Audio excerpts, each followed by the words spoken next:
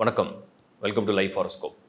இது ஒரு advance prediction நான் ஒன்று கொடுக்குறேன். இது எதுக்காக நான் பிளான் பண்ணேன்னா 2025ல் 2025 அடுத்த வருஷத்தில் பார்த்தீங்கன்னா உங்களுக்கு மார்ச்சில் சனி வந்து இடம் மாறுவார்.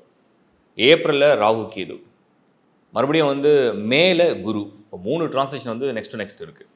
ஸோ ஒவ்வொரு ராசிக்கும் நிறைய பிளான் வச்சுருப்பீங்க. வீடு வாங்கலாமா, ஃபாரின் போகலாமா, படிக்கிறதுக்கு என்ன பண்ணலாம், ஜாப் ரிலேட்டடாக என்ன, பிஸ்னஸ் பண்ணலாமா, கார் வாங்கலாமா, வேறு ஏதாவது முக்கியமான பிளான் எதாவது இருக்கும். ஸோ இதை வந்து நான் நெக்ஸ்ட் இயரையும் கொஞ்சம் ரிசர்ச் பண்ணி இப்போ இந்த வருஷம் நம்ம ஜூனில் 2024 இருக்கோம். இதை கம்பைன் பண்ணி ஒரு அட்வான்ஸாக சில ப்ரிடிக்ஷனை கொடுக்குறேன். இது எந்த அளவுக்கு உங்களுக்கு பயன்படுத்த முடியும்னு பாருங்கள். lifehoroscope.in இது மட்டும் தான் நம்மளுடைய வெப்சைட். சப்ஸ்கிரைப் பண்ணிங்க, லைக் பண்ணுங்கள். மீனம் ராசி. ஸோ மீன ராசி வந்து இப்போ கரண்ட் ஸ்டேட்டஸ் என்னென்னா, இந்த 7 சனி விரயம் நிறைய பேர் சொன்னது. இந்த மீன லக்னம் மீன ராசியை சேர்ந்தவங்கலாம் நிறைய விரயம் ஆகுது, செலவு பிச்சுக்கிட்டு போகுது, பணம் கையிலே இல்லை, எப்படி செலவு வருதுனே தெரியல, ரொம்ப அலைச்சலாக இருக்குது. நிறைய விஷயம் முயற்சி பண்ணிகிட்டே இருக்கேன், ஆனால் எல்லாமே நான் சேஸ் பண்ணால் அது ஓடிக்கிட்டே இருக்குது, நான் சேஸ் பண்ணிகிட்டே இருக்கேன். அந்த மாதிரி ஒரு நேரம் தான் இப்போ மீனம் போயிட்டுருக்கு. ஒரு சிலருக்கு மட்டுமே நல்ல தசாபுக்தி நடக்கிறதுனால ஒரு கம்ஃபர்டபுள் ஜோனில் லைஃப் போயிட்டுருக்கு.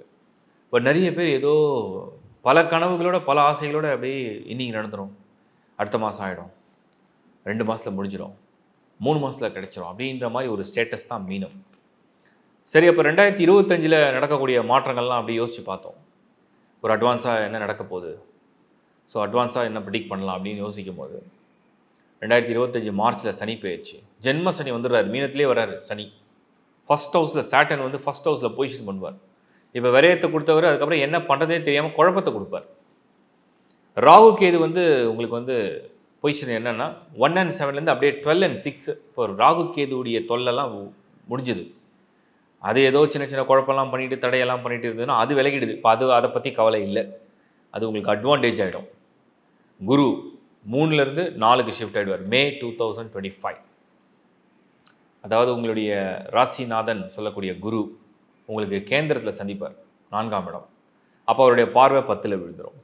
சனி ஃபஸ்ட் ஹவுஸில் வந்து அது சனியுடைய பார்வை 10ல் விழுந்துடும். 10ஆம் இடத்தை குருவும் பார்ப்பார், சனியும் பார்ப்பார். 2 பார்வை என்ன பண்ணும், வேலை வாழ்க்கை. வேலை வாழ்க்கை எப்படி நான் கனெக்ட் பண்ணுறேன்னா, எல்லாருக்கும் வாழ்க்கையில் வந்து கண்டிப்பாக வாழ்வாதாரத்துக்கு பொருளாதாரம், அந்த பொருளாதாரத்துக்கு ஒரு வேலை, ஒரு அடையாளம், இதை வந்து உறுதிப்படுத்திடுவாங்க சனியும் குருவும் மீனத்தை பொறுத்த வரைக்கும் 2025. இப்போ உங்களுக்கு வந்து வேலை வாழ்க்கைலாம் இருக்குது. ஒரு சிலருக்கு மட்டுமே சில இழப்புகள், அந்த இழப்புகள் அப்படிங்கிறது ஏதோ ரூபத்தில் வந்துட்டு தான் இருக்கும், செலவுகள் அல்லது இழப்புகள். அதனால தான் சொல்லுவோம் எப்பவுமே சனி 12ஆம் இடத்தில் வந்தால் அதை ஒரு அசுப கிரகம். சுப செலவுகள் அதிகம் பண்ண அந்த அசுப கிரகம் என்ன பண்ணோம், கம்முன்னு அமைதியாக விட்டுடும். எதையுமே செலவே செய்யலை, இல்லை எதுவுமே பண்ணலைன்னு சொன்னால் அது அசுப செலவை கொண்டு வந்துடும். அப்போ அதை நம்ம வந்து பாசிட்டிவாக புரிஞ்சு ஆக்டிவேட் பண்ணணும். மீனத்தை பொறுத்த வரைக்கும் 2024 உங்களுக்கு வந்து பயங்கரமான குழப்பம், போராட்டம், எப்படியாவது உருட்டி பிரட்டி எதையாவது பண்ணணுன்ற ஒரு துடிப்பு இதெல்லாம் இருக்கும். ஆனால் கொஞ்சம் ரிலாக்ஸாக இருங்க, ரொம்ப போட்டு உங்களை நீங்கள் ஸ்ட்ரெஸ் பண்ணிக்காதீங்க. நம்ம என்ன தான் முயற்சி பண்ணாலும் நம்ம நேரம் கை கொடுத்தா தான் உண்டு. 7ல் கேது இருக்கிறதுனால திருமண முயற்சியெல்லாம் அப்படியே மந்தமாக கொண்டு போகும். 12ல் சனி இருக்கிறதுனால எந்த முயற்சி எடுத்தாலுமே பல தடைகளை சந்தித்து கடந்து தான் போகிற மாதிரி இருக்கும். ஒரு ரோட்டில் ஒரு ஸ்பீட் பிரேக்கர் இருந்தால் ஓகே, ஸ்லோ பண்ணி வண்டியை அப்படியே கடந்து போயிடலாம். 10 ஸ்பீட் பிரேக்கர் இருந்தால் எப்படி இருக்கும், அந்த மாதிரி இப்போ மீனத்துக்கு டைம் கடந்து போகும். சரி, குரு பலமாவது இருக்கா, குருவாவது கொஞ்சம் ஃபேவரபுளாக நம்ம நினைக்கிற வேகத்துக்கு பலனை கொடுக்கக்கூடிய ஆற்றலை தருவாரா அப்படின்னு பார்க்கணும். 3ஆம் இடத்துக்கு குரு, யாரும் உதவி கூட ஆள் இல்லை, சப்போர்ட் பண்ணுற ஆட்கள்லாம் குறைவாயிடுறாங்க, ரொம்ப குறைஞ்சிடுறாங்க. யாருக்கும் இன்ட்ரெஸ்ட் இல்லை, நீ கஷ்டப்பட்டால் எனக்கு என்ன, நீ நல்லா இருந்தால் எனக்கு என்னன்ற மாதிரி இன்ட்ரெஸ்ட் இல்லை. ஒருவேளை நீங்கள் நிறைய ஏதாவது ஹெல்ப் பண்ண போகிறீங்க, பணம் கொடுப்பீங்கன்னா கூட சில பேர் வரலாம், யாருக்கும் ஆர்வம் இல்லை. அப்போ ஒரு சில பேருக்கு தனிமை உணர்வுன்னு ஒன்று வரும். இதெல்லாம் எப்போ மாறுன்ற ஒரு குழப்பம், ஏக்கம். 2025 முதல் மாற்றம் என்னென்னா இடமாற்றம், வாகன மாற்றம், வேலை மாற்றம். இந்த 3 மாற்றங்களை முதல்ல கன்ஃபார்ம் பண்ணிக்கலாம். 2025 மார்ச் ஏப்ரல் மேலே படிப்படியாக ஒவ்வொரு மாற்றத்தை அப்படியே கொஞ்சம் கொஞ்சமாக எடுத்துக்கலாம். இது ஓரளவுக்கு மைண்டை ஃப்ரெஷ்அப் ஆகிடும். அடுத்தது வந்து உங்களுக்கு திருமண விஷயங்களில் 7 சனியே நடந்தாலும் அதில் ஏதாவது ஃபேமிலி ரிலேட்டாக குழப்பங்கள் வந்தாலுமே அதை கொஞ்சம் சாந்தப்படுத்தும். திருமண முயற்சி உள்ளவங்களுக்கு சில விஷயங்கள் அனுகூலமாக நடக்கிறதுக்கு வாய்ப்பை உருவாக்கும். இது 2வது விஷயம். 3வது, விரயத்தை குறைக்க முடியுமான்னு சொல்ல முடியாது, செலவை கண்ட்ரோல் பண்ண முடியுமான்னு சொல்ல முடியாது. ஆனால் அந்த செலவுக்கு வருமானமோ, ஒருவேளை கடன் இருக்குது, அந்த கடனை அடைக்க ஒரு லாபமோ இல்லை வருமானமோ, அந்த உதவிகள் எல்லாம் கிடைக்கிறதுக்கு நல்ல நேரமாக இருக்குது. அதனால் கொஞ்சம் பொறுமையாக இருந்தீங்கன்னா இன்னொரு 8 மாதங்கள் படிப்படியாக ஒவ்வொரு கிரகமும் மாறும். பட் ஒரு விஷயம் நீங்கள் ஞாபகம் வச்சுக்கணும், ஜென்ம சனி வரும்பொழுது முதல் சுற்று 7.5 சனி நடக்கிறவங்க உடலால், மனதால், பொருளால், செயலால் கவனக்குறைவாக இருக்க வேண்டாம். சனி ஃபஸ்ட் ஹவுஸில் அப்படின்னா உங்களை மிஸ்டேக்ஸை பண்ணுறீங்களான்னு பார்த்துக்கிட்டே இருக்கும். மிஸ்டேக்ஸை பண்ணுறதுக்கு நிறைய ஆர்வத்தையும் கொடுக்கும். ஒவ்வொரு விஷயத்தையும் சிந்தித்து செயல்படுங்க. ஒவ்வொரு விஷயத்தையும் ஒரு ஆலோசனை கேட்டு செயல்படுங்க. உங்களுக்கு யார் ரொம்ப நல்ல மனிதர்களாக தெரிகிறாங்கன்னு பாருங்கள். உங்களை யார் சரியாக கைட் பண்ணுவாங்கன்னு யோசிங்க. அப்பா, அம்மா, நண்பர்கள், சில பேருக்கு கணவன், சில பேருக்கு மனைவி, சில பேருக்கு சகோதரன், சில பேருக்கு சகோதரி. ஸோ யார் உங்களுக்கு உறுதுணையாக சரியாக உங்களை கைட் பண்ணுவாங்கன்னு பார்த்துட்டு அவங்ககிட்ட ஆலோசனை கேட்டு முடிவு எடுத்தீங்கன்னா அந்த ஜென்ம சனி செய்யக்கூடிய குழப்பத்துலேருந்து ஈஸியாக தப்பிச்சிருவீங்க. எப்போவுமே எல்லாத்துக்கும் ஒரு சொல்யூஷன் இருக்குது. ஒரு ஒரு ஒரு பூட்டு இருக்குது, ஒரு லாக் இருக்குன்னா அதுக்கு ஒரு சாவி இருக்கும். கடவுளுடைய படைப்பே அப்படி தான். எல்லாத்துக்குமே ஒரு ப்ராப்ளம் இருக்குன்னா அந்த ப்ராப்ளத்துக்கு ஒரு சொல்யூஷன் இருக்கும். நாம் ப்ராப்ளத்தையே பார்த்தோம்னா சொல்யூஷனை தேட மாட்டோம். சொல்யூஷன் தேடினா ப்ராப்ளம் மறைஞ்சிடும். அவ்வளோதான் கான்செப்ட். ஸோ மீனம் சொல்யூஷனை தேடுங்க. 2025 உங்களுக்கு மாற்றங்கள் நிறைந்த ஆண்டாக மாறும். வாழ்த்துக்கள்.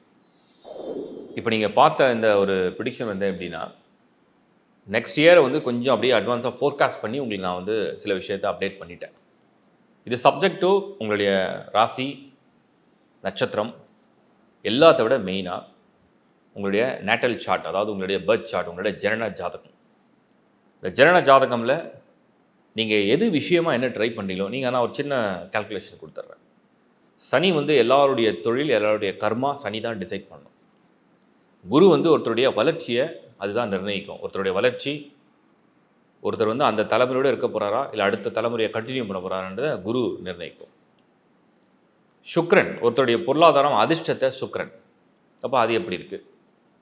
புதன் ஒருத்தருடைய அறிவு, திறமை, கல்வி, ஞானம், எழுத்து புதன். சூரியன் ஒருத்தருடைய ஆளுமை, அரசியல், ஆளுமை, முன்னேற்றம், முதன்மை, மேன்மை, அந்த மாதிரி எல்லாமே ஒரு ஒரு ஹை லெவலில். சந்திரன் பிரயாணங்கள், மன அமைதி, சந்தோஷம், மன மகிழ்ச்சி, ஆனந்தம், நிம்மதி, இதெல்லாம் சந்திரன் தான் கொடுக்கும். ராகு அதிர்ஷ்டம், யோகக்காரகன், யோகங்களை வாரி கொடுக்கறது ராகு. கேது ஞானம், ஞானக்காரகன். அப்போ நீங்கள் ஒவ்வொரு கிரகத்தையும் தனித்தனியாக, செவ்வாய் விட்டுட்டேன். செவ்வாய் ஒருத்தருக்கு நல்ல இரத்த சம்மந்தப்பட்ட உறவுகளுடைய அன்பு, பூமி யோகம், தைரியம், உடல் பராக்கிரமம், உடல் வலிமை, வீரியம், இதெல்லாம் செவ்வாய் தான் கொடுக்கும். அப்போ ஒவ்வொரு கிரகத்துக்கும் ஒரு தன்மை இருக்குது. நீங்கள் என்ன அப்சர்வ் பண்ணணுன்னா, உங்களுடைய நேட்டல் சார்ட், உங்களோட ஜனன ஜாதகமில் எதெல்லாம் ப்ளஸில் இருக்குது அதை பற்றி நீங்கள் என்றைக்குமே கவலைப்பட வேண்டிய அவசியம் கிடையாது.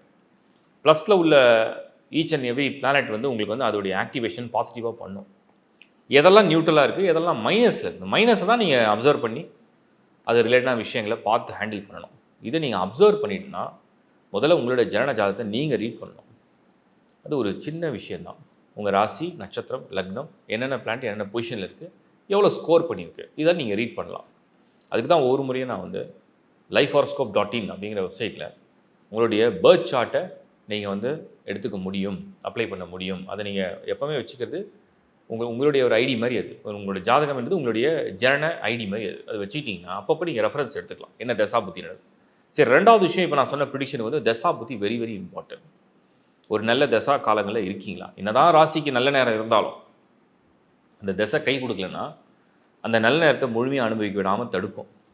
என்னதான் ஒரு ராசிக்கு கெட்ட நேரம் இருந்தாலும், கெட்ட நேரம் சென்ஸ், ஒரு வேளை 7.5 சனி நடக்குது, அஷ்டம சனி நடக்குது, கண்டக சனி நடக்குது, என்ன கெட்ட நேரம் இருந்தாலுமே தசாபுத்தி வலுவாக இருந்ததுன்னா அது காப்பாற்றும். அடுத்தது குடும்பம்னு ஒன்று இருக்குது. குடும்பம் அப்படின்னா கணவன், மனைவி, குழந்தைகள், அப்பா, அம்மா எல்லாருக்குமே மோசமான டைம் இருந்தால் தான் அந்த குடும்பமே ஒரு பாதிப்பில் இருக்கும். சப்போஸ் ஒருத்தருக்கோ இல்லை 2 பேருக்கு கொஞ்சம் அப்படி இப்படி இருக்குது, இன்னொரு டைம் அவ்வளோ சரியாக இல்லை, அப்போ மற்ற மெம்பர்ஸ் அவங்கள ப்ரொடெக்ட் பண்ணி காப்பாற்றிடுவாங்க. ஒருவேளை ஃபேமிலியில் வந்து நிறைய பேருக்கு ஒரு பாதகமான நேரத்துலையும் ஏதோ 1-2 பேருக்கு தான் நல்ல நேரமாக இருக்குன்னா அந்த 2 பேர் தான் அவங்கள ப்ரொடெக்ட் பண்ணுவாங்க. ஸோ இதுதான் ஃபேமிலின்றது ஒரு ஃபேமிலி ட்ரீ. ஒருத்தரோட ஒருத்தர் வந்து கைகோத்து இருக்கிறது. ஸோ இதெல்லாம் நீங்கள் அப்சர்வ் பண்ணி உங்களுடைய நேரத்தை நீங்கள் கணிச்சு ஒவ்வொரு முடிவும் எடுங்க. முக்கிய முடிவுகளுக்கு மட்டுமே நீங்கள் உங்கள் ஹாரோஸ்கோப்பை ஃபுல் ரெஃபரன்ஸ் எடுக்கலாம். அதர்வைஸ் தேவை கிடையாது. நீங்கள் டெய்லி லைஃப்பை ஹாப்பியாக நல்லபடியாக சூப்பராக பிளான் பண்ணி கொண்டு போகலாம். அதுக்கு அடுத்தது இந்த வீடியோ ஏன் நான் கொடுத்தேன் அப்படின்னா, என்னுடைய நோக்கம் என்ன அப்படின்னா, இப்போ நான் வந்து 2025ல சில பிளான் வச்சுருப்பேன். அப்போ நான் அதை வந்து எப்போ செய்யலாம், என்ன செய்யலான்னு எனக்கு வந்து ஃபோர்காஸ்ட் பண்ண முடியும். ஏன்னா நான் வந்து அப்சர்வ் பண்ணிகிட்டே இருப்பேன். அது என்ன நடக்குது, எப்படி ட்ரான்ஸ்லேஷன் நடக்க போகுது. ஸோ அதை நான் யோசித்து பார்க்கும்போது சிலதை வந்து நான் ஃபாஸ்டன் பண்ணணுமா, இல்லை சிலதை வந்து கொஞ்சம் பொறுமையாக கையாளணுமா, டைம் எடுத்துக்கலாமா, அப்படி யோசிக்கும் போது நான் உங்களுக்குலாம் வந்து ஏதாவது ஒரு தகவல் கொடுக்கணும்னு தோணும்போது தான் சரி 2025ல் இந்த ட்ரான்ஸ்லேஷன் நடக்க போகுது. எந்தெந்த ராசிக்கெலாம் வந்து ப்ளஸில் இருக்கோ அதை கொஞ்சம் அவங்களுக்கு வந்து வேகம் எடுக்க சொல்லுவோம். எந்தெந்த ராசியெல்லாம் கொஞ்சம் ஒரு மாதிரி மைனஸில் இருக்கும், கொஞ்சம் காத்திருந்தாங்கன்னா அடுத்து உடனே நல்லது நடக்க போகுதுன்றதை நம்ம புரிஞ்சுக்கிறோம். அது பர்டிகுலராக சில விஷயங்களையும் நான் மென்ஷன் பண்ணுறேன். அதுதான் இதுக்காக தான் இந்த வீடியோ நான் வந்து உங்களுக்கு ப்ரெசென்ட் பண்ணணும்னு நினச்சேன். ஸோ மீண்டும் ஒரு முறை உங்களை சந்திக்கிறேன். Bye from Shankar Narayan. Life horoscope சேனலில் உள்ள இந்த ப்ரோக்ராம் உங்களுக்கு பிடிச்சிருந்தா லைக் பண்ணுங்கள், சப்ஸ்கிரைப் பண்ணுங்கள், உங்கள் நண்பர்களுக்கும் உறவுக்கும் ஷேர் பண்ணுங்கள். தேங்க்யூ.